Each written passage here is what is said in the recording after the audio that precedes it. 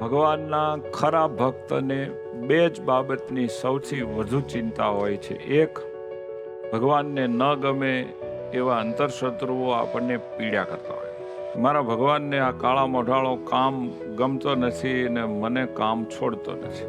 ક્રોધ રોજ મારામાં પ્રવેશ કરે છે અને દિવસમાં સવાર સાંજ બપોર ગમે ત્યારે ક્રોધ ભભૂકે છે અને મારા ભગવાનને ભૂલાય છે. ક્રોધ આવે છે એનો મતલબ માન મારામાં માથું કાઢીને પડ્યો છે અને મહારાજને નિર્માનીપણું ગમે છે.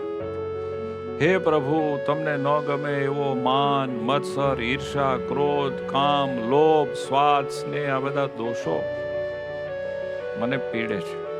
દોષો બાબતમાં તમારે એટલું જ કરવાની જરૂર છે કે ભગવાનની આજ્ઞા લોપાય એવું કંઈ ન કરવું. દેહે કરીને ભગવાનની આજ્ઞા ક્યારેય લોપવી નહીં.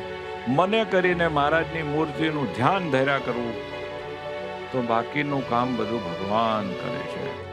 માધવદાસજી સ્વામી એમ કહે છે કે તમે જે આ સ્વામિનારાયણ ભગવાનની મૂર્તિનું દર્શન કરો છો એ મૂર્તિને સંભાળ્યા જ કરો, સંભાળ્યા જ કરો, સંભાળ્યા જ કરો. એક દિવસ તમને જેની જેની આ પીડા છે ની બધા દોષો ટળી જશે. ભગવાનના ભક્તને એક બીજી પીડા હોય છે કે હે મહારાજ, મારે તમને પામવું છે.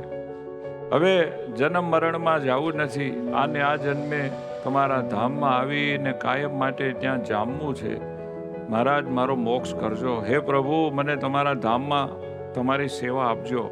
માધવદાસજી સ્વામી કહે છે ચિંતા કર કરોમાં મારા ભગવાનનું ધ્યાન ઉપાડો, ભજન ઉપાડો. જો કોઈ ભગવાનનું ધ્યાન, ભજન, સ્મરણ, ચિંતન કર્યા કરશે એને મારો ભગવાન ધામ આપે છે.